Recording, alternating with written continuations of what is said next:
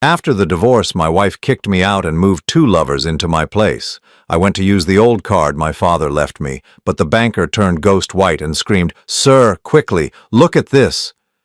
My blood immediately ran cold when I discovered that. I'm glad to have you here. Follow my story until the end and comment the city you're watching from so I can see how far my story has reached. My name is John, and at 56 years old, I thought I knew what rock bottom felt like. I was wrong. Rock bottom isn't losing your job or facing financial ruin. Rock bottom is standing on your own front porch, suitcase in hand, watching your wife of 28 years laugh as two men carry your belongings to the curb. "Don't look so pathetic, John," Jessica said, her voice dripping with a cruelty I'd never heard before. She stood in the doorway wearing a silk robe I'd bought her for our anniversary last year, her blonde hair perfectly styled even at 10 in the morning. Behind her I could see him, Marcus, her personal trainer who was young enough to be our son. He smirked at me over her shoulder, his muscled arms crossed like he owned the place. "Jessica, please," I said, my voice cracking in a way that made me hate myself. "We can work this out. Whatever's wrong, we can fix it." She laughed, and the sound cut through me like broken glass. "Fix it? John, you still don't get it, do you?" She stepped closer, close enough that I could smell her expensive perfume mixed with something else. Someone else. "There's nothing broken here except you. There never was anything to fix." 28 years of marriage. 28 years of believing we were building something together. I had worked 60-hour weeks at the manufacturing plant, saved every penny I could, skipped vacations and fancy dinners so we could pay off our mortgage early. I thought we were a team. "The house is mine, John," she continued, pulling a legal document from behind her back. "Daddy's lawyers made sure of that.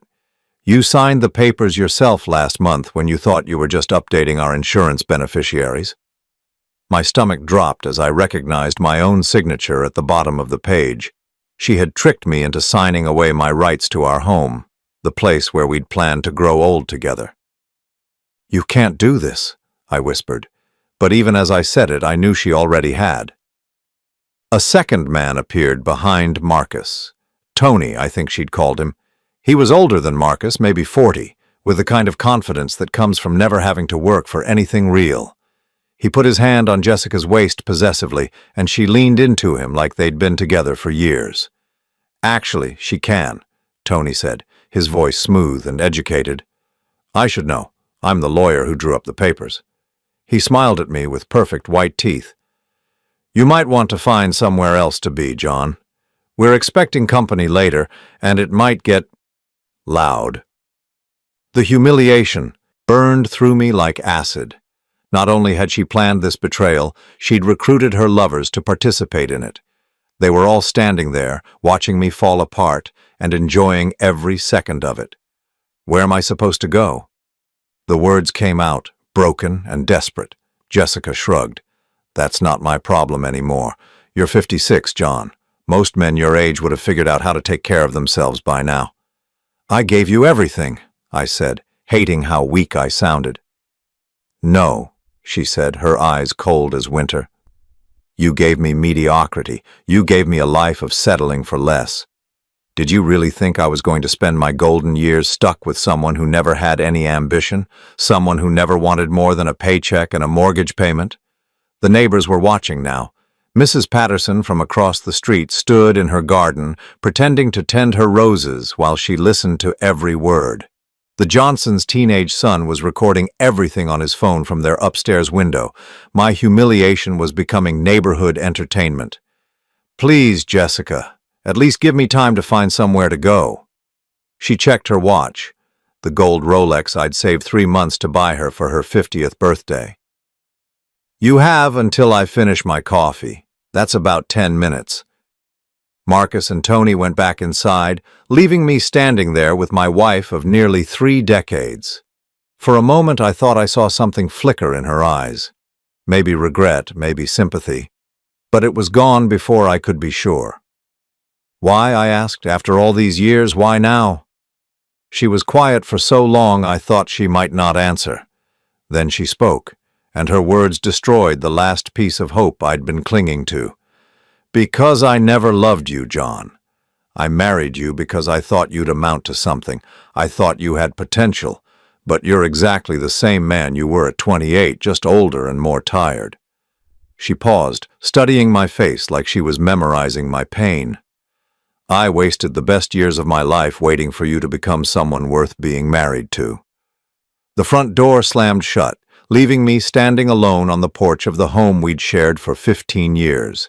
Inside, I could hear laughter, Jessica's laugh mixed with deeper, masculine voices. They were celebrating my destruction. I picked up my suitcase and walked to my truck, a 15-year-old Ford that I'd maintained myself because we'd been saving money for someday projects that would never happen now. My hands shook as I turned the key, and for a moment the engine wouldn't start. Even my truck seemed ready to abandon me. When it finally turned over, I sat there for a long time, trying to figure out where to go. I had $837 in my checking account, no credit cards that weren't maxed out, and no family except a sister in Oregon who I hadn't spoken to in 5 years. That's when I remembered the envelope. It was sitting in my glove compartment where it had been for 15 years, yellowed and forgotten. My father had given it to me the day before he died, along with strict instructions not to open it unless I was truly desperate. At the time, I'd thought he was being dramatic. Dad had always been prone to grand gestures and mysterious statements that turned out to be nothing special. "When there's nowhere else to turn," he'd said, gripping my hand with fingers that were already growing cold. "When you feel like you've lost everything and there's no way forward, that's when you open this, Johnny. Not before." I'd been 28 then, married for less than a year, full of hope for the future. The idea that I might someday be truly desperate seemed impossible. Dad had been a simple man, a mechanic who fixed cars and lived in the same small house his entire adult life. What could he possibly leave me that would matter in a real crisis? Now, sitting in my truck while my wife entertained her lovers in what used to be our home, I finally understood what desperation felt like. I pulled the envelope from the glove compartment with trembling fingers. My name was written on the front in Dad's careful handwriting, along with a note, "For John, when all else fails." Inside was a single credit card, old and yellowed with age, and a slip of paper with a 4-digit number written in pencil. Nothing else. No explanation, no instructions, just a card that looked like it belonged in a museum and a PIN number. I almost threw it away. What good was an expired credit card from a dead man who'd barely made $20,000 a year? But I had nowhere else to go and no other options. The card felt strangely warm in my hand, and something about the way Dad had insisted I keep it safe made me hesitate. Maybe there was still a small balance on it. Maybe enough for a cheap motel room and a few meals while I figured out my next move. It wasn't much hope, but it was the only hope I had left. I started the truck and drove toward downtown, toward the First National Bank where Dad had done his banking for 40 years. If the card was worth anything, they'd know, and if it wasn't, well, at least I'd finally know that I'd truly lost everything. The shame followed me like a shadow as I drove through streets I'd known my entire life, past places where Jessica and I had made plans and shared dreams that had all been lies. Every red light felt like another moment to drown in the humiliation of being discarded like garbage by the woman I'd loved with everything I had. But something else was growing alongside the shame, a cold, hard anger that I'd never felt before. Not at Jessica exactly, though God knew she deserved it. At myself.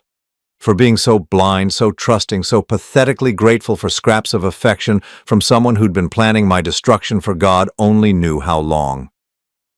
I pulled into the bank parking lot with Dad's ancient credit card burning a hole in my pocket, wondering if this final desperate gamble would save me or just provide one last humiliation to cap off the worst day of my life. The First National Bank looked exactly the same as it had when I was a kid accompanying Dad on his monthly banking trips. Same marble floors, same brass fixtures, same smell of old money and fresh paperwork. But walking through those glass doors felt different now, like I was entering enemy territory instead of a place where my family had been customers for decades. The young teller at the front desk barely looked up when I approached. Her name tag read Madison, and she couldn't have been older than 25. She was filing her nails, clearly annoyed at being interrupted by actual banking business. "I need to check the balance on this account," I said, sliding Dad's ancient credit card across the counter. Madison glanced at the card and frowned. "Sir, this card is really old. Are you sure it's still active?" "I honestly don't know," I admitted. "It belonged to my father. He passed away 15 years ago." She sighed like I'd asked her to solve calculus and reluctantly picked up the card, turning it over in her hands. "The numbers are barely visible. I'm not even sure our system can read something this old." "Could you try, please? It's important." Something in my voice must have convinced her, because she stopped filing her nails and actually looked at me for the first time. I probably looked as desperate as I felt, unshaven, wearing the same clothes I'd slept in, carrying everything I owned in a single suitcase. "Okay, let me see what I can do." She swiped the card through her reader. Nothing happened. She tried again, angling it differently. Still nothing. On the third try, her computer screen suddenly exploded with information, and her casual expression transformed into something between confusion and alarm. She said, her voice suddenly small. "Can you hold on just 1 second?" She didn't wait for my answer before hurrying away from her station, taking the card with her. I watched her approach the manager's desk, a middle-aged man in an expensive suit who looked like he'd never missed a meal in his life. She whispered something to him, showing him the card, and I saw his face go white. He stood up so fast his chair rolled backward into the wall. Together they hurried back toward me, the manager's face growing more panicked with each step. "Sir," he said, slightly out of breath, "could you please come with me? There's something we need to discuss privately." My stomach clenched. "Is there a problem?" No problem at all," he said quickly. "My name is Robert Chen. I'm the branch manager. Could you please follow me to my office?" He led me across the lobby, past the regular customer service area, through a door marked Private Banking that I'd never noticed before. His office was twice the size of any office I'd ever been in, with leather chairs, a massive desk, and windows overlooking the city. "Please sit down," he said, gesturing to one of the leather chairs. His hands were shaking slightly. "Can I get you coffee? Water? Anything?" "I just want to know if there's any money on my father's card." Mr. Chen sat behind his desk and stared at his computer screen like it might attack him. "Sir, before we proceed, I need to verify your identity. Can you please provide me with your full legal name and social security number?" I gave him the information, watching his face grow more incredulous as he typed. After several minutes of clicking and typing, he stopped and looked at me with something approaching awe. "Mr. Morrison," he said carefully, "how long has it been since you last accessed this account?" "I've never accessed it. Like I told the teller, it was my father's card. William Morrison. He died 15 years ago." "And you're his son? His only heir?" "Yes, why? What's wrong?" Mr. Chen took a deep breath and turned his computer screen toward me. "Sir, please look at this." What I saw made no sense. The screen showed an account summary with my father's name at the top, but the numbers couldn't be real. They had to be some kind of mistake. Available balance: $12,467,893.47. I blinked hard and looked again. The numbers didn't change. "This has to be an error," I said weakly. "I thought so too," Mr. Chen said. "That's why I've spent the last 10 minutes running verification checks. Mr. Morrison, this account has been accumulating interest and investment returns for 15 years. Your father set up what we call a dormant growth account with very specific instructions." My head was spinning. What kind of instructions? The account was designed to remain inactive until accessed by his heir, you, using this specific card and the PIN number he provided. During the dormant period, the principal amount was invested in a diversified portfolio managed by our private wealth division. "But my father was a mechanic," I said, still staring at the impossible numbers on the screen. "He lived in a 2-bedroom house. He drove a pickup truck that was older than I was." Where would he get $12 million? Mr. Chen's expression grew even more serious.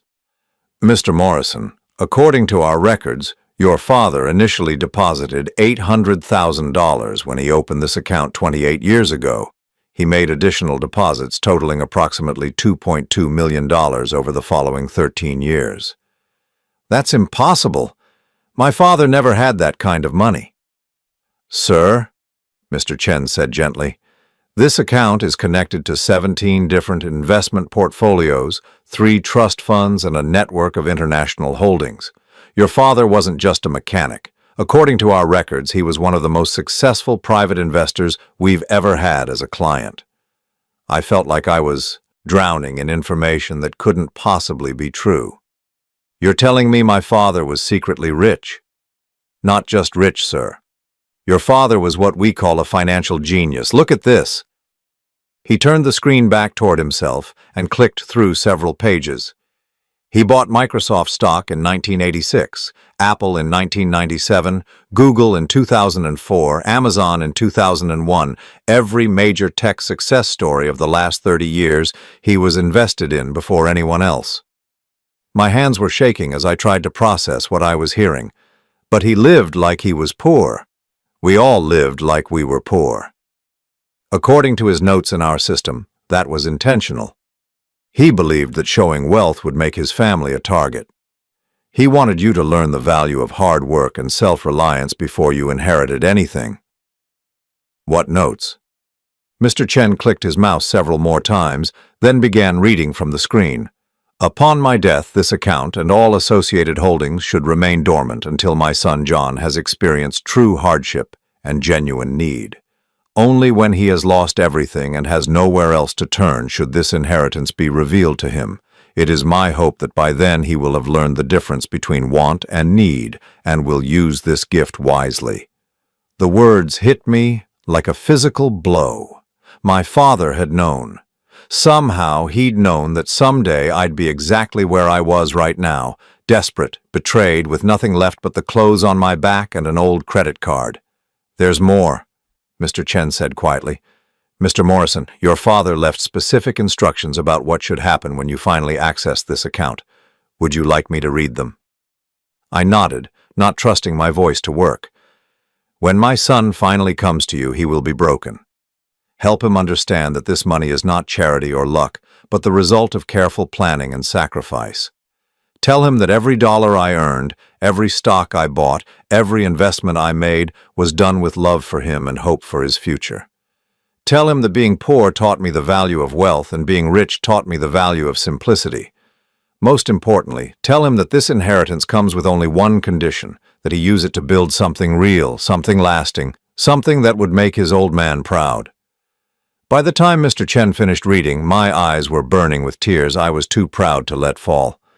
My father, the man I'd thought was just a simple mechanic, had been planning for this moment for 30 years. Sir, Mr. Chen said softly, there's something else you need to know. This account has been monitored for any attempts at unauthorized access. According to our security logs, someone has been trying to find information about your inheritance for the past 10 years. My blood went cold. What do you mean? Multiple inquiries from someone claiming to be your wife, Jessica Morrison. She provided your social security number and personal information, insisting she had a right to know about family assets. We've been turning her away because your father's instructions were very specific. Only you, using this card with the PIN he provided, could access any information about this account. The betrayal hit me like a sledgehammer. Jessica had known. She'd known about my father's money for 10 years and had been trying to get her hands on it. That's why she'd married me. That's why she'd stayed with me through years of what she called my mediocrity. She hadn't been waiting for me to become someone worth loving. She'd been waiting for me to inherit money she thought she could take. The most recent inquiry was just last week, Mr. Chen continued. She seemed quite frustrated when we refused to provide any information. Last week, just days before she'd thrown me out of the house I'd paid for, signed away by legal documents I'd been tricked into signing. She must have realized she was never going to access my father's money through normal channels, so she'd decided to destroy me completely and take what she could get. But she'd made one crucial mistake. She'd assumed that my father's inheritance would be something she could steal through divorce proceedings or legal manipulation. She had no idea that the old man she'd never respected had been 10 steps ahead of her from the very beginning. "Mr. Morrison," Mr. Chen said, pulling out a thick folder, "I need you to sign some paperwork to fully activate your access to these accounts. Once you do, you'll have complete control over $12,467,000, plus ongoing access to the investment portfolios that continue to generate returns." I stared at the signature lines, my hand trembling as I held the pen. Just this morning, I'd been a 56-year-old man with nothing but the clothes on my back, thrown away like garbage by a woman who'd never loved me. Now I was sitting in a private banking office, about to become one of the wealthiest men in the state. But more than the money, more than the security it represented, was the knowledge that my father had loved me enough to plan this moment. Every sacrifice he'd made, every dollar he'd saved, every investment he'd researched had been done with me in mind. Even in death, he was still taking care of his son. As I signed my name to activate the inheritance my father had spent a lifetime building, one thought burned clear and bright in my mind. Jessica was going to learn exactly what it felt like to lose everything she'd ever wanted. And unlike my father, I wasn't going to wait 30 years to make it happen. I spent 3 days in a hotel suite that cost more than I used to make in a month, trying to wrap my mind around the reality of my new situation. The Grandview Hotel's presidential suite felt like living inside a magazine, all marble countertops and floor-to-ceiling windows overlooking the city. But luxury couldn't silence the questions that kept me awake at night. How had my father accumulated millions while living like he barely had hundreds? Why had he kept it secret from everyone, including me? And most importantly, how long had Jessica known about the money she'd been trying to steal? Mr. Chen had given me a thick folder containing 15 years of account statements and investment records, but reading through them felt like learning about a stranger. The William Morrison in these documents bore no resemblance to the father I thought I knew. The man who'd raised me had worked 60-hour weeks at Murphy's Auto Repair, came home covered in grease every night, and clipped coupons to save 50 cents on groceries. This other William Morrison had been making stock trades worth hundreds of thousands of dollars, purchasing real estate across 3 states, and building an investment portfolio that would have impressed Wall Street professionals. On the 4th day, I decided I needed answers that no bank statement could provide. I drove to Murphy's Auto Repair, the shop where Dad had worked for 37 years until the day he died. The building looked smaller and more run down than I remembered, but old Murphy was still there, now in his 80s, still arguing with customers and fixing cars like he had something to prove. "Johnny Morrison," he said when he saw me walk through the bay doors. "Heard about you and Jessica. Sorry, son. Never did like that woman much." "Thanks, Mr. Murphy. Actually, I wanted to ask you about my dad." "Bill, hell of a man, your father. Best mechanic I ever had." Murphy wiped his hands on a greasy rag and studied my face. "You look like you got questions." "Did you know Dad had money? I mean real money." Murphy's expression changed, becoming more guarded. "What kind of money?" "The kind that would surprise you." The old man was quiet for a long moment, then gestured for me to follow him to his office, a cramped space filled with 30 years of automotive magazines and coffee stains. He closed the door behind us. "Your daddy swore me to secrecy," Murphy said finally, "but I guess that don't matter now, him being gone and all." He sat heavily in his chair. "Bill didn't just work here, Johnny. He owned 40% of this shop." I felt my knees go weak. "What?" "Been partners since 1978. I provided the location and the reputation. He provided the capital and the business sense. Every major decision we made together, every expansion, every equipment purchase, that was Bill's money making it happen. But he acted like an employee. That was his choice. Said he didn't want people treating him different, didn't want his family thinking money was the most important thing in life." Murphy pulled out a bottle of whiskey and 2 glasses from his desk drawer. Your father was the smartest man I ever met, Johnny. Not book smart, life smart. He understood things about money that most people never figure out. Like what? Like the fact that having it changes you, but people knowing you have it changes them. Murphy poured 2 shots and pushed one toward me. Bill used to say that visible wealth made you a target for every con artist, gold digger, and lazy relative in the county, so he hid it. I downed the whiskey in one burning gulp. Did anyone else know? Your mother knew, God rest her soul. She was the only one until... Murphy hesitated. Until what? Until about 10 years ago when your wife started coming around asking questions. The alcohol turned to acid in my stomach. Jessica was here. Multiple times. First time she said she was planning a surprise party for your father's birthday and wanted to know about his work friends. Seemed innocent enough. But then she kept coming back, asking stranger questions. What kind of questions? About how much Bill made, whether he had any side businesses, if he ever talked about investments or savings, real pointed questions like she was fishing for something specific. Murphy leaned forward. The last time she came by, maybe 2 years ago, she flat out asked me if your father had ever mentioned leaving you an inheritance. My hands clenched into fists. What did you tell her? Told her to mind her own damn business. But Johnny, that woman was determined. She had this look in her eyes like a hunting dog that caught a scent. I left Murphy's shop with my head spinning and drove aimlessly through town, trying to piece together a timeline that made sense.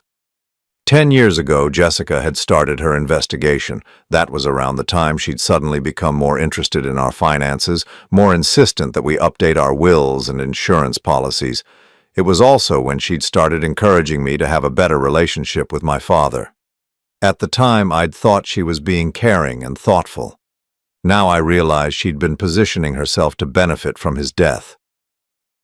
My phone rang as I sat in the parking lot of the grocery store where Jessica and I used to shop together every Saturday.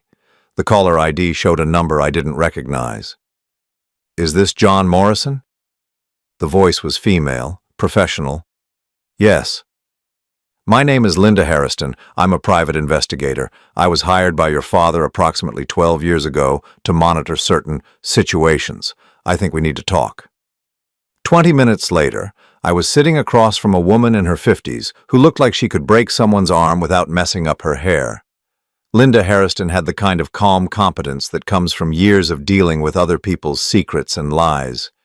Your father hired me in 2012, she said, opening a thick file folder. He was concerned about some unusual behavior from your wife and wanted documentation of her activities. What kind of activities? Initially, adultery. He'd noticed Jessica making frequent trips to places she claimed to be. Shopping, but always came home empty-handed. He was worried she might be having an affair and that you'd be hurt financially in a divorce. Linda pulled out a series of photographs. Jessica entering a downtown hotel with a man I didn't recognize. Jessica at expensive restaurants with the same man. Jessica in what appeared to be very intimate conversations in various locations around the city. This went on for approximately 8 months, Linda continued. But what your father found most interesting wasn't the affair itself. It was what Jessica and her companion were discussing.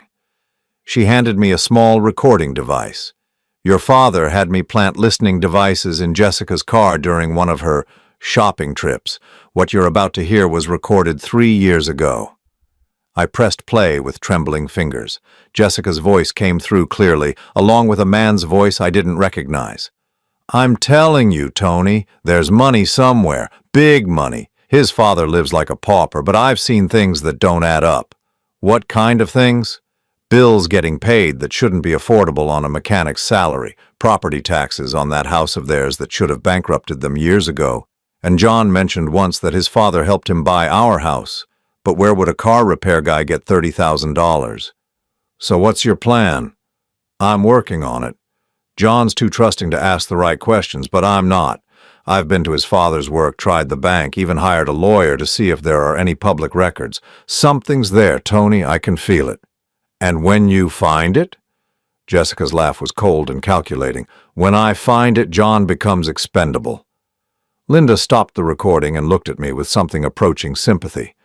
There's more, Mr. Morrison, much more. Over the next hour, she showed me evidence of a conspiracy that had been building for nearly a decade. Jessica hadn't just been unfaithful, she'd been systematically investigating my family's finances with the help of Tony Carlisle, a lawyer who specialized in asset recovery and divorce proceedings. They'd hired private investigators of their own to research my father's background. They'd contacted former employers, neighbors, anyone who might have information about hidden wealth. Jessica had even convinced me to sign papers that I thought were insurance updates, but were actually legal documents giving her power of attorney over certain assets if I became incapacitated. Your father discovered most of this about 3 years ago, Linda said. That's when he contacted me again and asked me to expand my investigation. Expand it how? He wanted to know everything about Jessica's background, her family, her finances, and especially her relationship with Mr. Carlisle. Linda pulled out another folder. What we found was very interesting. The document she showed me painted a picture of Jessica that I'd never suspected. Before marrying me, she'd been briefly engaged to a man named Richard Sawyer, a wealthy businessman who'd broken off their engagement when he discovered she'd been stealing money from his accounts. No charges were filed, but the private settlement required Jessica to repay nearly $50,000 and agree never to contact him again. There's more, Linda said. After your father's death 15 years ago, Jessica hired 3 different lawyers to contest his will. All of them told her the same thing: your father had left no traceable assets and there was nothing to contest. But she kept looking. She never stopped. In fact, according to my sources, just last month she retained Mr. Carlisle to prepare divorce papers and a comprehensive asset search. They were planning to file for divorce and demand half of any inheritance you might eventually receive. The final piece of the puzzle clicked into place. Jessica hadn't thrown me out in a moment of anger or disappointment. She'd been planning this for months, maybe years. The humiliation, the timing, the way she'd already had Tony and Marcus ready to move in, it had all been carefully orchestrated. Mr. Morrison, Linda said quietly, your father left specific instructions about what should happen if Jessica ever tried to claim his inheritance. What instructions? She handed me a sealed envelope with my name written in Dad's familiar handwriting. He said to give you this only after you'd learned the full truth about your wife's intentions. Inside was a single sheet of paper with a message that made my blood run cold. Johnny? If you're reading this, it means Jessica showed her true colors just like I thought she would. The money I left you isn't just an inheritance, son, it's ammunition. Use it wisely and remember what I always told you. The best revenge isn't getting mad, it's getting even. Your loving father, Bill. Beneath his signature was an address I'd never seen before, along with a safety deposit box number and a key taped to the bottom of the page. As I sat in Linda Hairston's office, holding my father's final message, I finally understood the game Jessica had been playing. She'd spent 10 years positioning herself to steal an inheritance she thought would make her rich. She'd destroyed our marriage, humiliated me in front of our neighbors, and conspired with her lovers to leave me with nothing. But she'd made one critical error. She'd assumed my father was a simple man who'd leave behind a simple inheritance that could be stolen through legal manipulation and careful planning. She had no idea that the old mechanic she'd never bothered to respect had been playing chess while she was playing checkers. And now it was my move. The address my father had left led me to a storage facility on the outskirts of town, the kind of place where people keep things they can't bear to throw away, but don't want cluttering their daily lives. Unit 47 was climate-controlled and larger than my first apartment, filled with filing cabinets, boxes, and a desk that looked like it belonged in a corporate boardroom. This was my father's secret office, the place where the mechanic became the investor, where William Morrison had built an empire while the world thought he was just fixing carburetors and changing oil. I spent 6 hours going through his files, and what I found changed everything I thought I knew about my life, my marriage, and the people I'd trusted most.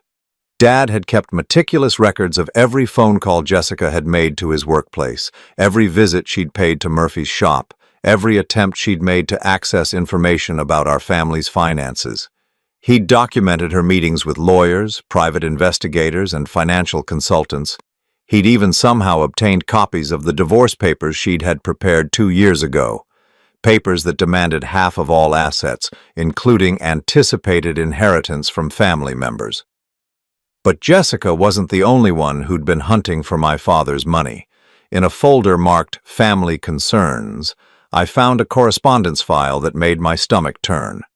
My sister Margaret, who lived in Oregon and who I'd barely spoken to in 5 years, had been in regular contact with Jessica for the past 8 years.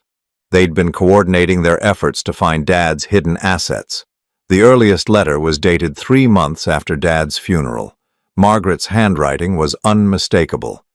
Jessica, I know you're as frustrated as I am about Dad's will. There's no way he lived that frugally and died with nothing to leave us. He was hiding money somewhere, and we need to work together to find it.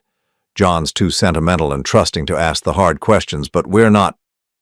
Their correspondence revealed a conspiracy that went far deeper than adultery or gold digging. Margaret had been providing Jessica with family information, childhood stories about Dad's habits, memories of him counting large amounts of cash when we were kids, details about his private conversations that only family would know. In exchange, Jessica had been funding Margaret's investigation efforts. I found bank records showing that Jessica had sent my sister nearly $25,000 over the past 5 years. Money that Margaret had used to hire genealogy researchers, private investigators, and legal consultants to trace Dad's financial history. They'd discovered that Dad owned property in Oregon under Margaret's current address. They'd found records of stock purchases made through brokerages in cities we'd visited during family vacations. They'd even located 3 banks where Dad had maintained accounts under variations of his name. But the most damning evidence was in a folder labeled Contingency Plans. Jessica and Margaret had prepared for multiple scenarios. If Dad's inheritance was discovered before his death, they planned to have him declared incompetent and take control as his caregivers. If the inheritance was revealed after his death, they intended to contest the will by claiming he'd been mentally ill and manipulated by outside influences, namely me. If those strategies failed, they had a backup plan that made my blood run cold. They intended to have me declared mentally unstable following Dad's death, using my grief and emotional state as evidence that I was unfit to manage large amounts of money. Margaret would step in as my next of kin and closest family member to manage the inheritance for my own protection. The final document in the folder was a letter dated just 3 weeks ago, written in Jessica's handwriting. Margaret, it's time to move forward with the final plan. John's becoming suspicious about the divorce papers, and I can't keep pretending much longer. I'm going to force him out of the house this week and let Tony move in officially. Once John's out and desperate, we'll push him toward a breakdown that gives you legal grounds to take control of any inheritance that surfaces. The house is already in my name thanks to those papers he signed, so he'll have nothing left but whatever Dad might have hidden. When that comes to light, you'll be there to help him manage it. I sat in that storage unit until well past midnight, reading through 15 years of documentation that painted a picture of betrayal so systematic and complete that it took my breath away. This wasn't a marriage that had gone bad or a family that had grown apart. This was a carefully orchestrated long-term fraud, and I had been the target from the very beginning. The next morning, I drove to the safety deposit box that Dad's key opened. The First National Bank's vault manager, a woman in her 60s who remembered my father, led me to box number 218 in the secured area of their basement. "Your father was very specific about this box," she said as she inserted her master key. "He left instructions that it should only be opened by you personally, and only after you'd inherited his primary accounts." Inside the box was another world of secrets that my father had hidden for decades. There were photographs of Jessica that I'd never seen before, surveillance pictures of her entering hotels, meeting with men I didn't recognize, and engaging in activities that clearly predated our marriage by several years. Some of the photos were time-stamped from our honeymoon period when I'd thought we were building a life together based on love and trust. There were legal documents showing that Jessica had tried to open credit accounts using my father's personal information, including his social security number and employment history. She'd been denied because Dad had placed fraud alerts on his credit file, but the attempts were documented. Most shocking were the recorded phone conversations. Dad had somehow obtained recordings of Jessica's phone calls with Margaret, with Tony Carlisle, and with other people I didn't recognize. The conversations spanned 8 years and revealed a level of manipulation and calculation that I'd never imagined possible. In one recording from 4 years ago, Jessica was talking to someone named Dr. Richards about prescription medications that could cause memory problems and confusion. She wanted to know about drugs that could be administered without the target's knowledge, substances that would make someone appear mentally incompetent without causing obvious physical symptoms. "I need something subtle," her voice said through the small speaker. "Something that would make an older man seem forgetful and disoriented, but not obviously poisoned. It's for a family situation. We're concerned about my father-in-law's mental state, and we want to document his decline for legal purposes." My father had been protecting himself from being drugged and manipulated by my own wife. Another recording, this one more recent, captured a conversation between Jessica and Margaret about the timing of Dad's death. "He's getting suspicious," Jessica said. "I think he knows we've been investigating his finances. Tony thinks we should speed up our timeline." "What does that mean?" Margaret's voice was fuzzy but audible. "It means we might need to help him along to his final reward. He's old, he's got heart problems, and accidents happen to elderly people all the time." My hands were shaking as I realized what they were discussing. My father hadn't died of natural causes 15 years ago. He'd died because Jessica and Margaret had decided he was more valuable dead than alive. The final item in the safety deposit box was a letter addressed to me, dated just 1 week before Dad's death. Johnny. If you're reading this, it means they finally succeeded in killing me. I've known about Jessica's plan for 2 years, and I've been documenting everything. The evidence is all here, son. Jessica poisoned me, gradually with Digitalis, a heart medication that's undetectable in normal doses but fatal when accumulated over time. Margaret provided her with the pills from her own prescription. They thought they were being clever, but old mechanics learned to spot poison just like they learned to spot bad oil. I could have stopped them, could have had them arrested, but then you never would have learned who they really were. You would have spent your life wondering if maybe I'd been wrong about Jessica, if maybe she really did love you and I'd been a paranoid old fool. This way you'll know the truth. You'll understand that the woman you married never loved you. She loved the idea of your inheritance. You'll understand that your sister sold you out for money she never deserved. And most importantly, you'll understand that sometimes the people who claim to love you are the ones you need to fear most. Use the evidence, son. Use the money and make them pay for what they took from both of us. I left the bank that afternoon with copies of everything. My father's final message burned into my memory in a rage, burning in my chest that I'd never felt before. Jessica hadn't just betrayed me, she'd murdered my father and spent 15 years hunting for the wealth that would have been her reward. But she'd made a crucial mistake. She'd assumed that a simple mechanic wouldn't be smart enough to outthink her, that an old man would be an easy target for manipulation and murder. She had no idea that my father had spent the last 2 years of his life carefully documenting her crimes, building a case that would destroy her and everyone who'd helped her. Every phone call, every meeting, every illegal act had been recorded and preserved. Now I had $12 million, a complete record of their conspiracy, and legal evidence that my wife was a murderer who'd been planning to steal everything my father had worked to build. Jessica thought she'd gotten away with the perfect crime. She thought she'd successfully eliminated the old man and positioned herself to claim his fortune through marriage and manipulation.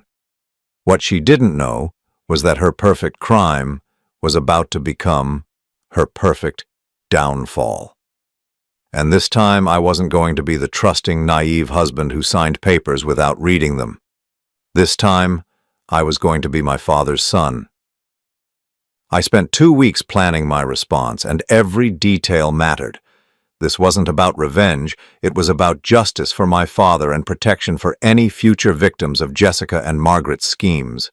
But more than anything, it was about making sure they faced the consequences of their choices without them ever seeing it coming. My first call was to Linda Harriston, the private investigator my father had trusted. She agreed to meet me at the storage unit where I showed her everything I'd discovered. "Mr. Morrison," she said after reviewing the evidence, "this is enough to put them both in prison for 25 years. Murder, conspiracy, fraud, identity theft. The district attorney would love this case." "I don't want them in prison," I said quietly. "Prison would be too easy. I want them to lose everything they care about, the same way they made my father lose his life and tried to make me lose my dignity." Linda studied my face for a long moment. "What did you have in mind?" "I want them to destroy themselves. I want them to face the same desperation and humiliation they put me through, and I want them to know at the end exactly who brought them down." We spent 3 hours developing what Linda called surgical precision justice. Every move would be legal, documented, and devastating. Jessica and Margaret had spent years building their conspiracy. Now I was going to spend weeks dismantling their lives, piece by careful piece. Step 1 was financial strangulation. Through my father's inheritance, I had access to private investigators, forensic accountants, and legal resources that Jessica and Margaret couldn't imagine. Within 5 days, I had complete documentation of their financial lives going back 10 years. Jessica had been living far beyond our apparent means for years. The expensive clothes, the luxury spa treatments, the frequent shopping trips that never resulted in purchases. She'd been funding her lifestyle with credit cards and loans that she'd hidden from me.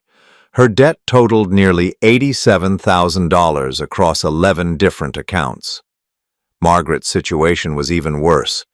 The money Jessica had sent her over the years hadn't gone toward investigating Dad's finances.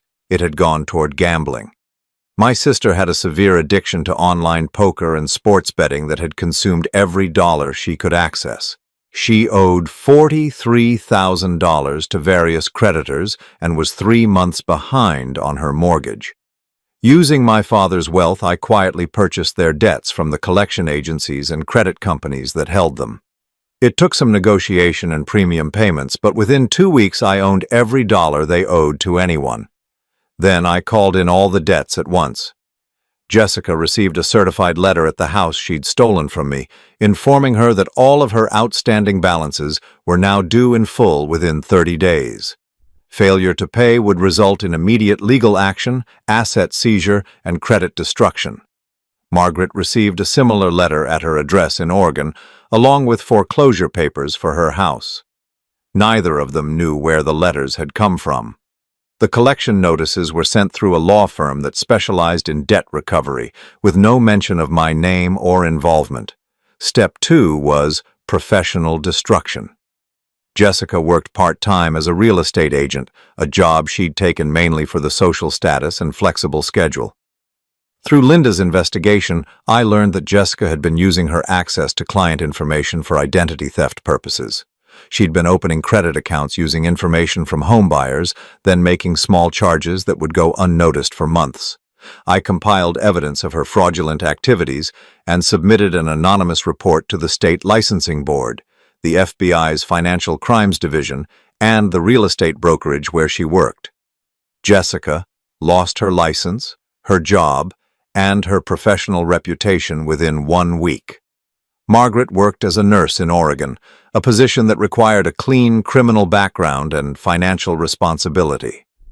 I sent evidence of her gambling addiction, debt problems, and conspiracy activities to the Oregon State Board of Nursing. They suspended her license pending a full investigation. Step 3 was social isolation. Using the recorded conversations my father had preserved, I had clear evidence of Jessica's affairs and her plans to defraud multiple people. I didn't release this information publicly. Instead, I sent carefully edited portions to specific individuals who needed to know the truth. Tony Carlisle, the lawyer who'd been helping Jessica plan my destruction, received copies of recordings where Jessica mocked his intelligence and discussed her plans to betray him once she'd gotten what she wanted. He immediately withdrew from all legal proceedings and terminated their relationship. Marcus, the personal trainer Jessica had moved into my house, received evidence that Jessica had been telling Tony she planned to get rid of Marcus as soon as the divorce was finalized. Marcus moved out that same day. The other men Jessica had been seeing received similar revelations about her true intentions and her financial desperation. Within a week, she was completely alone. Step 4 was legal exposure. I took copies of my father's evidence to the district attorney's office, but not to file charges. Instead, I requested that they open an investigation into Dad's death and preserve all evidence pending further developments. This created an official record and started a legal process that would make it impossible for Jessica and Margaret to disappear or destroy evidence. I also filed civil lawsuits against both of them for wrongful death, fraud, conspiracy, and theft. The lawsuits weren't designed to win money. I already had more money than I needed. They were designed to create public records that would follow Jessica and Margaret for the rest of their lives. By the end of the third week, the effects of my campaign were becoming visible. Jessica had lost her job, her lovers, her credit, and her legal support. The house she'd stolen from me was mortgaged beyond its value, and with her income gone, she couldn't make the payments. The credit card debt I'd called in was growing daily with interest and penalties. Margaret had lost her nursing license, her house, and her source of income. Her gambling addiction had been exposed to her employer, her neighbors, and her creditors. She was facing bankruptcy and homelessness. But I wasn't finished. The final phase of my plan required perfect timing and absolute precision. I waited until Jessica was at her lowest point, jobless, broke, abandoned by her lovers, facing financial ruin. Then I made a phone call I'd been planning for weeks. "Jessica," I said when she answered her phone. Her voice was hoarse, probably from crying. "John? John, thank God you called. I've been trying to reach you for weeks. There's been some terrible mistake, some kind of identity theft situation. Someone's been—" "I know exactly what's been happening, Jessica." Silence. "I know about Tony and Marcus. I know about the divorce papers you had prepared 2 years ago. I know about the money you sent to Margaret, and I know about the meetings with private investigators." Her breathing became shallow. "John, I can explain. I know about the digitalis you used to poison my father. I know about the plan to have me declared mentally incompetent. I know about the safety deposit box you've been trying to find, and I know about the storage unit where Dad kept his records." She didn't respond, but I could hear her breathing becoming more rapid. "Most importantly, Jessica, I know about the $12,467,000 that Dad left me, the money you killed him trying to steal." The phone went silent for so long I thought she'd hung up. Then, in a voice barely above a whisper, she said, "You can't prove anything." "Actually, I can. I have recordings of your phone conversations with Margaret. I have documentation of your attempts to access Dad's accounts. I have evidence of your fraud, your theft, and your conspiracy to commit murder." I paused, letting that sink in. "And I have something else, Jessica." "What?" "I have the power to make all of this go away." Another long silence. "What do you want?" she asked finally. "I want you to come to the house. My house that you stole. Tomorrow at 3 o'clock. Come alone. We're going to have a conversation about your future." "And if I don't come?" "Then the district attorney gets copies of everything tomorrow at 4 o'clock, and you spend the next 25 years in prison wondering what might have been different if you'd just been honest with the man who loved you." I hung up before she could respond. The next afternoon I sat in the living room of the house I'd paid for, waiting for my wife to arrive for the last conversation we'd ever have. Through my father's planning and my own careful execution, I held every card in a game that Jessica thought she'd been winning. She had no idea that the desperate, humiliated man she'd thrown out 3 weeks ago had been replaced by someone with the resources, knowledge, and determination to give her exactly what she deserved. When the doorbell rang at exactly 3 o'clock, I was ready to show Jessica what it felt like to lose everything you'd ever wanted, everything you'd schemed to steal, and everything you'd killed to obtain. It was time for her to learn that some games have consequences that last a lifetime. I spent 3 weeks planning my response, and it wasn't driven by anger anymore. Anger was hot and reckless, and anger made mistakes. What I felt now was cold, calculated, and patient. The same methodical approach my father had used to build his fortune while keeping it hidden from predators like Jessica. My first move was to hire the best legal team money could buy.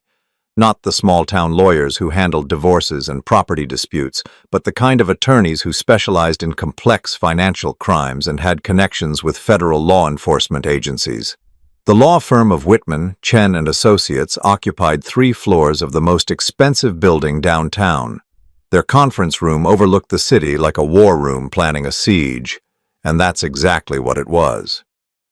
"Mr. Morrison," said Patricia Whitman, the senior partner who'd agreed to take my case personally, "what you've brought us represents one of the most comprehensive cases of conspiracy, fraud, and premeditated murder we've ever encountered. The evidence your father collected would be enough to send multiple people to federal prison for the rest of their lives." Around the conference table sat 5 attorneys, 2 forensic accountants, and a former FBI agent who now worked as a private investigator. They'd spent 2 weeks reviewing every document, every recording, and every piece of evidence Dad had left behind. "The digitalis poisoning is particularly damning," continued Dr. Martinez, a forensic specialist they'd brought in to review the medical evidence. "Your father was clever enough to save hair and nail clippings in the months before his death. The tissue samples show steadily increasing levels of digitalis over a 6-month period, exactly consistent with gradual poisoning." "Can we prove Jessica administered it?" I asked. "Between the pharmacy records showing Margaret's prescription filled more frequently than medically necessary, the recorded phone conversations about acquiring untraceable medications, and the tissue evidence, we have an ironclad case for first-degree murder," Patricia said. "But Mr. Morrison, prosecution is only one option. Given the scope of their conspiracy and the ongoing nature of their crimes, we can pursue several different strategies." She spread out a series of charts and timelines across the table. "Jessica and Margaret aren't just guilty of murdering your father. They've committed mail fraud, wire fraud, conspiracy to commit theft, attempted identity theft, and multiple counts of financial fraud. Margaret has been using falsified documents to claim ownership of properties that belong to your father's estate. Jessica has been living in a house that she obtained through forged signatures and fraud. What do you recommend?" "We destroy them systematically," said James Chen, Patricia's partner. "We use the civil courts to recover every penny they've stolen or fraudulently obtained. We use the criminal courts to ensure they spend the rest of their lives in prison, and we use the federal courts to make sure they never profit from their crimes in any way." Over the next hour, they outlined a strategy that was as thorough as it was devastating. "We would file criminal charges for my father's murder in 3 different jurisdictions, since parts of the conspiracy had taken place across state lines. We would pursue civil asset forfeiture to reclaim everything Jessica had obtained through fraud, including our house, her cars, and any other property purchased with stolen money. Most importantly, we would use the RICO statutes, laws originally designed to combat organized crime, to treat Jessica, Margaret, Tony Carlisle, and anyone else involved as members of a criminal enterprise. This would allow us to seize their assets, freeze their accounts, and hold them financially responsible for each other's crimes.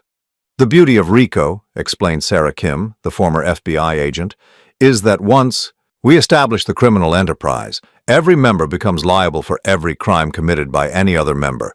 Jessica becomes responsible for Margaret's fraud in Oregon. Margaret becomes responsible for Jessica's murder of your father. Tony becomes responsible for all of it." "How long will this take?" "The criminal cases could take 2 to 3 years to fully resolve," Patricia said. "But the civil asset forfeiture can begin immediately. We can freeze their assets and seize their property within 72 hours of filing the paperwork." "And in the meantime?" Patricia smiled, and it wasn't a pleasant expression. "In the meantime, we make their lives as difficult as they've made yours." The next phase of the plan was more personal. While the lawyers handled the legal aspects, I had my own work to do. Jessica had built her conspiracy on the assumption that she was smarter than everyone around her, that she could manipulate and deceive without consequences. She'd gotten away with murder for 15 years because she thought no one would ever discover the truth. But she'd made one critical error. She'd underestimated my father, and now she was underestimating me. My first target was Tony Carlisle, the lawyer who'd been helping Jessica plan my destruction. According to Linda Harriston's investigation, Tony specialized in what he called lifestyle divorces, helping wealthy wives divorce their husbands while hiding assets and manipulating the legal system to maximize their settlements. What Tony didn't know was that several of his previous clients had been unhappy with his services, and one of them was willing to talk to investigators about his methods. With $12 million backing my legal team, it wasn't difficult to convince them to come forward. Within a week, we had testimony from 3 former clients who described how Tony had encouraged them to lie about domestic abuse, hide assets in offshore accounts, and forge documents to support their divorce claims. One woman had recorded her conversations with Tony, including detailed discussions about how to falsely accuse her husband of mental illness to gain control of his inheritance.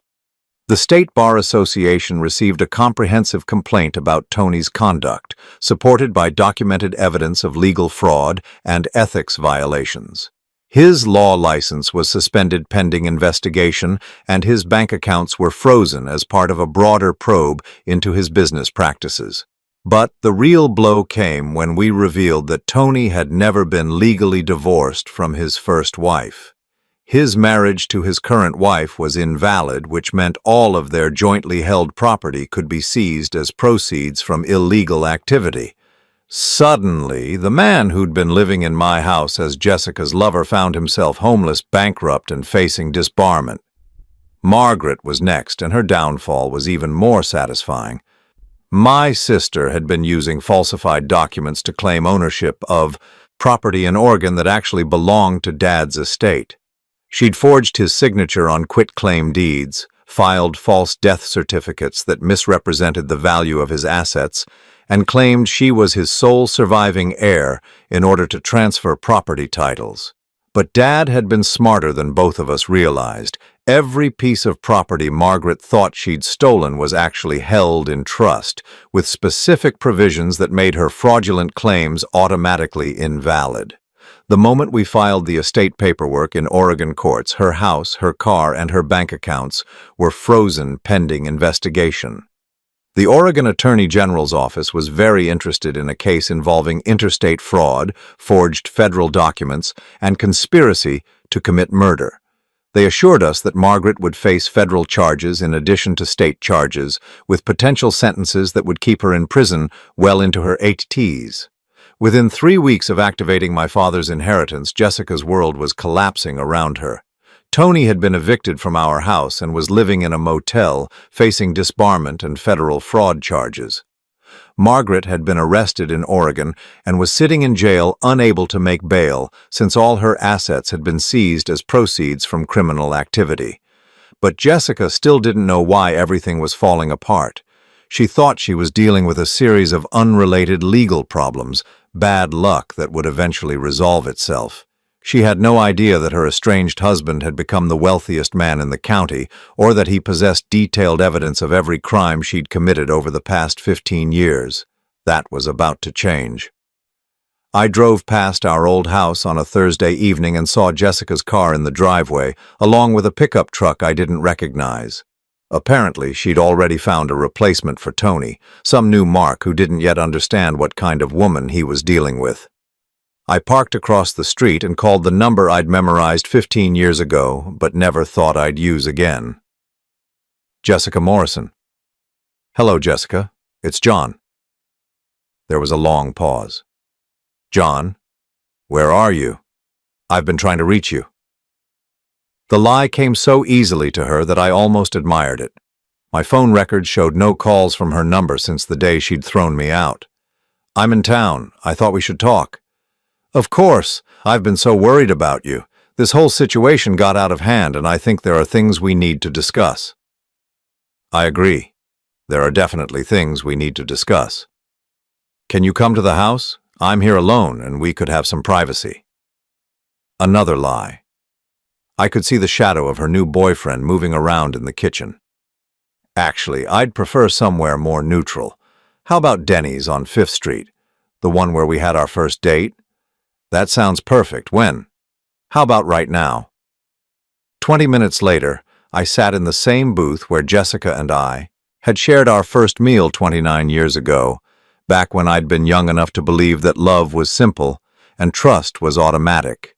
She arrived exactly on time, dressed in the kind of expensive outfit that should have been impossible on an unemployed woman's budget. She slid into the seat across from me, and for just a moment I saw a flicker of the woman I'd thought I'd married. Beautiful, confident, seemingly warm and caring. "John," she said, reaching across the table to touch my hand. "I'm so glad you called. I've been hoping we could work this out." I didn't pull my hand away. "Work what out, Jessica?" "This whole misunderstanding. I know things got heated the other day and I said some things I didn't mean. But we're adults, we're married, and I think we can find a way to move forward together." "Move forward?" "I've been thinking about what you said, about us building something together. Maybe it's time we looked at new opportunities, new ways to secure our future." She was already planning her next con, already working the angles to find out if I'd discovered any inheritance worth stealing. "What kind of opportunities?" "Well, I know this sounds morbid, but with your father gone all these years, there might be assets or accounts that we never properly investigated. Maybe it's time we hired a lawyer to look into the estate more thoroughly." I almost laughed. Even now, even after everything that had happened, she was still hunting for my father's money. She had no idea that she was sitting across from the heir to $12 million, trying to convince him to hire lawyers to find wealth that was already in his bank account. "That's an interesting idea," I said. "But Jessica, before we talk about the future, I think we need to discuss the past." Her smile flickered slightly. "What do you mean?" "I mean Margaret, I mean Tony. I mean the $25,000 you've sent my sister over the past 5 years. I mean the digitalis you used to poison my father." The color drained from her face so fast that I thought she might faint. She pulled her hand away from mine like I'd suddenly caught fire. "I don't know what you're talking about." "Yes, you do. You know exactly what I'm talking about. The question is, what are you going to do about it?" Jessica's eyes darted around the restaurant like a trapped animal looking for an escape route. Her breathing became shallow and rapid, and her hands started trembling. "John, you're scaring me. I think you might be having some kind of breakdown." Even now, even caught red-handed, she was trying to manipulate me, trying to convince me that I was the problem, that my own perceptions couldn't be trusted. "The only breakdown happening here is yours, Jessica. Your conspiracy is finished. Tony's been disbarred and is facing federal charges. Margaret's in jail in Oregon, and you—" I leaned forward, lowering my voice to a whisper. "You're going to spend the rest of your life in prison for murdering my father." She stood up so abruptly that her chair fell backward, drawing stares from other customers. For a moment I thought she might run, but instead she leaned over the table, her face twisted with a rage and desperation I'd never seen before. "You can't prove anything," she hissed. "You're a pathetic 56-year-old man with nothing. No money, no job, no future. Nobody's going to believe anything you say."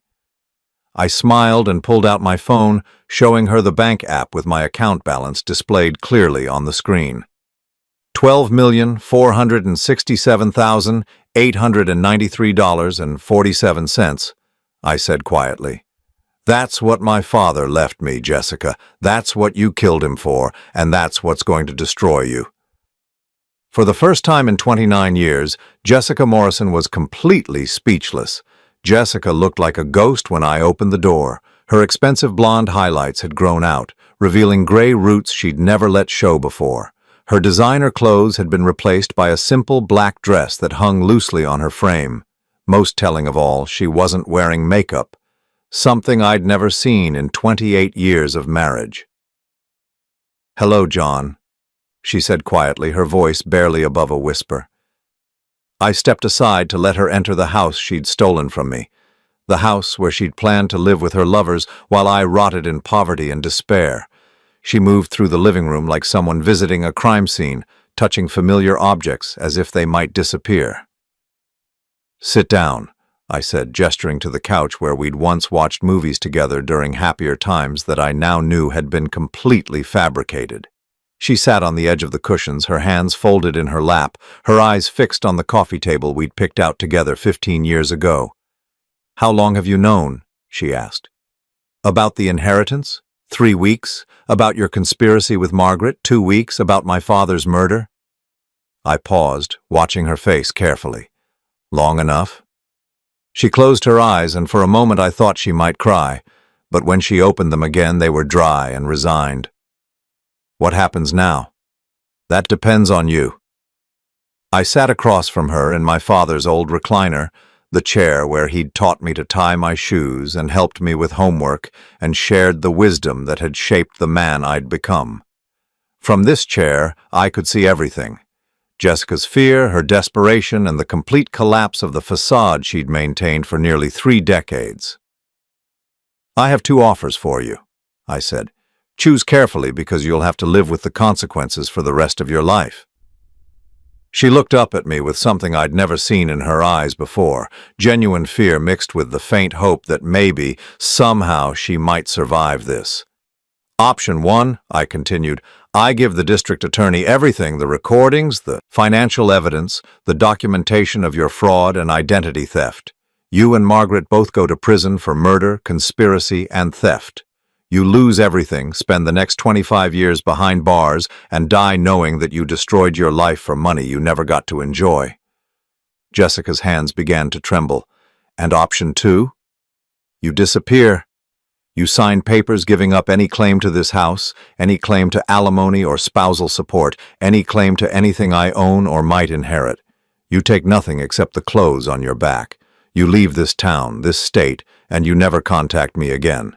In exchange, I don't press charges." "What about Margaret?" "Margaret made her own choices. She'll face her own consequences." Jessica stared at me for a long moment, and I could see her mind working, calculating, trying to find some angle she could exploit. It was the same look she'd had when she thought I was signing insurance papers that were actually property transfers. "If I choose option 2, she said slowly, "how do I know you won't change your mind later? How do I know you won't decide to have me arrested anyway?" I reached into my jacket and pulled out an envelope containing documents I'd had prepared by the best lawyer my father's money could buy. "Because you're going to sign a confession, full admission of guilt for everything you've done. If you disappear and stay disappeared, the confession stays in my safe deposit box. If you ever try to contact me, come back to this town, or cause me any trouble whatsoever, the confession goes to the police, and you spend the rest of your life in prison." She took the papers with hands that shook so badly she could barely hold them. As she read through the confession, I watched 28 years of marriage crumble into dust. This wasn't the woman I'd fallen in love with. This was a stranger who'd been wearing my wife's face while she planned to destroy me. "There's something else," I said when she finished reading. "Margaret chose option 1. Jessica's head snapped up. "What?" "I called your sister yesterday, offered her the same deal I'm offering you. She decided to fight. She thinks she can beat the charges, thinks a jury will believe her story about being manipulated by you." I shrugged. Maybe she's right. Maybe she's wrong. But she made her choice. "You're lying. Check your phone. I believe Margaret tried to call you several times last night from the county jail." Jessica fumbled for her phone, her fingers shaking as she scrolled through missed calls. I watched her face crumble as she realized that her partner in conspiracy, her co-conspirator in murder, had been arrested and was probably already telling the authorities everything she knew. "She'll testify against me," Jessica whispered. "That's Margaret's choice. Your choice is simpler. Sign the papers and walk away, or join your sister in a federal prison." The silence stretched between us like a chasm. In that quiet, I thought about my father, about the years he'd spent protecting me from the truth about the woman I'd married. I thought about the love and trust I'd wasted on someone who'd been planning my destruction from the moment she said, "I do." But mostly I thought about the future, my future, free from the weight of their lies, free from the burden of trying to earn love from people who were incapable of giving it. "John," Jessica said finally, her voice breaking, "did you ever love me? Even a little bit?" The question hung in the air between us. For 28 years, I'd believed we were building something together. I'd worked extra hours to pay for her clothes, skipped vacations to save for our house, and planned a retirement we'd never share. I'd loved her with everything I had, but the woman I'd loved had never existed. "I loved who I thought you were," I said honestly. "I grieved for that woman when I found out the truth. But you, the real you, the woman who murdered my father and spent 10 years planning to steal his money? No, Jessica, I never loved you because I never knew you existed." She broke then, finally. 28 years of pretense collapsed into sobs that shook her entire body. She cried for the life she'd built on lies, for the conspiracy that had failed, and for the future she'd lost when she chose greed over love. I felt nothing. No satisfaction, no pity, no regret, just an emptiness where 28 years of false emotion had finally been drained away. When she recovered enough to hold a pen, she signed the confession and the legal documents that severed every connection between us. She signed away her rights to the house, to alimony, to any claim on my inheritance or my future. She signed away 28 years of marriage as if they'd never happened. Because in any way that mattered, they hadn't. "Where will you go?" I asked as she prepared to leave. "I don't know," she said, wiping her eyes with the back of her hand. "I have a sister in Florida who might let me stay with her for a while, if I tell her the right story." "Don't tell her any story," I said. "Tell her the truth. You might find it's easier to keep track of." Jessica walked to the front door, then turned back one last time. "John, I'm sorry. For what it's worth, I really am sorry." "No, you're not," I said quietly. "You're sorry you got caught. There's a difference." She left without another word, closing the door behind her with a soft click that echoed through the house like a period at the end of a very long, very painful sentence. 6 months later, I was standing in the garden behind the house my father had secretly owned for 20 years, watching the sunrise through maple trees he'd planted the year I was born. The house was bigger than the one Jessica and I had shared, older but better maintained, with rooms full of furniture covered in white sheets and photographs of a family I was only now getting to know. Dad had left detailed instructions about this house too, along with letters explaining why he'd kept it secret, why he'd maintained our smaller home as a facade, and why he'd wanted me to discover this place only after I'd learned the truth about Jessica and Margaret. "This is your real inheritance, Johnny," his final letter had said. "Not the money, though that's nice to have. Not the investments, though they'll keep you comfortable. Your real inheritance is the knowledge that you come from people who work hard, plan carefully, and protect the people they love. Your real inheritance is freedom from people who would use you and then throw you away." The garden was exactly as he'd described it in his letters. Roses my mother had planted before she died, vegetables that grew wild now but still produced tomatoes and corn every summer, and a small bench where Dad had spent his evenings planning for a future he'd never lived to see. I sat on that bench every morning now, drinking coffee from a mug that had belonged to my grandfather, reading newspapers that told me about a world I was no longer afraid to be part of. Jessica's threats and manipulations seemed like memories from someone else's life. Margaret was serving 12 years in federal prison for conspiracy, murder, and fraud. Her gambling addiction had been exposed during the trial, along with evidence that she'd been skimming money from the nursing home where she worked. She'd lost everything: her house, her career, her freedom, and her co-conspirator. Jessica had disappeared as completely as if she'd never existed. I'd heard through mutual acquaintances that she was living in a trailer park outside Tallahassee, working at a convenience store and trying to convince people she was the victim of a vindictive ex-husband. No one believed her, but it didn't matter. She was no longer my problem. I used some of Dad's money to establish a scholarship fund in his name for kids who wanted to learn automotive repair but couldn't afford trade school. I used some more to quietly help families in our old neighborhood who were struggling with medical bills or job loss. But mostly, I just lived. I learned to cook the meals Dad had loved.